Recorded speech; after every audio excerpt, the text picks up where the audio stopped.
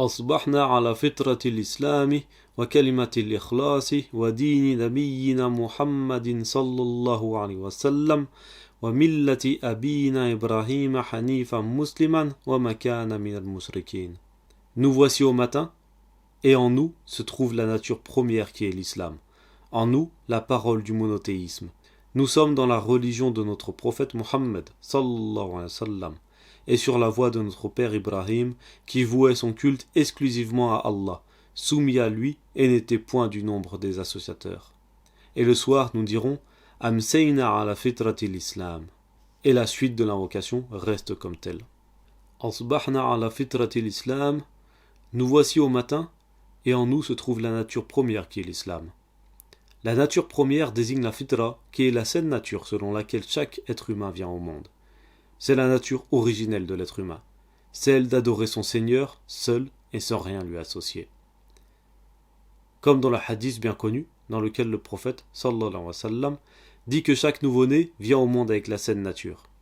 Il est donc prédisposé à adorer son Seigneur, et que c'est ensuite son éducation et son entourage qui le fait dévier ou non de cette saine nature. Wa kalimatil ikhlas.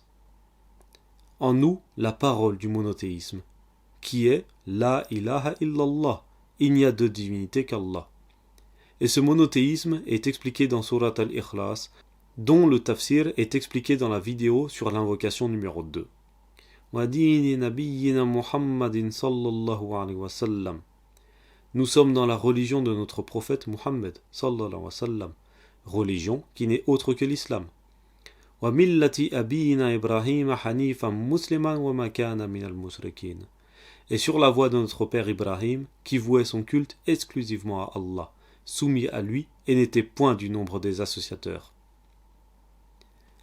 La voie du prophète Ibrahim sallallahu alayhi wa sallam, qui est l'islam, l'islam qui signifie la soumission à Allah.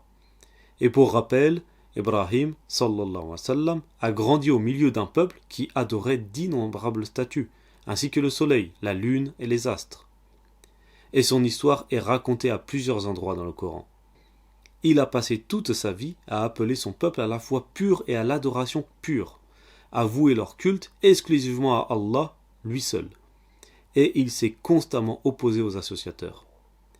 Et ceci est le message de l'islam, qui est le même que celui de Ibrahim sallallahu alayhi wa sallam. Puisque l'islam n'est pas une religion nouvelle, mais elle est la religion. La religion d'Allah n'a toujours été qu'une. Mais ce sont les hommes, les êtres humains, qui se sont divisés en plusieurs religions différentes, en plusieurs croyances.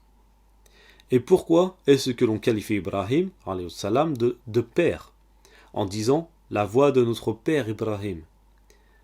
Dans le tafsir de l'imam al-Qurtubi, sur le verset 78 de la sourate Al-Hajj, il est expliqué qu'Ibrahim alayhi salam est pour les musulmans comme le père pour son enfant, c'est-à-dire en termes de respect, de consécration, de dignité, de sacralisation.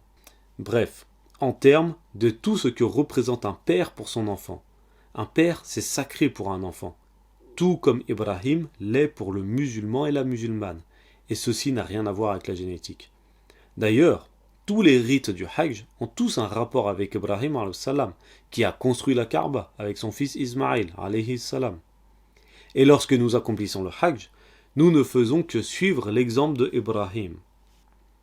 Subhanakallahumma wa bihamdik ashhadu an la ilaha illa anta astaghfiruka wa atubu ilayk.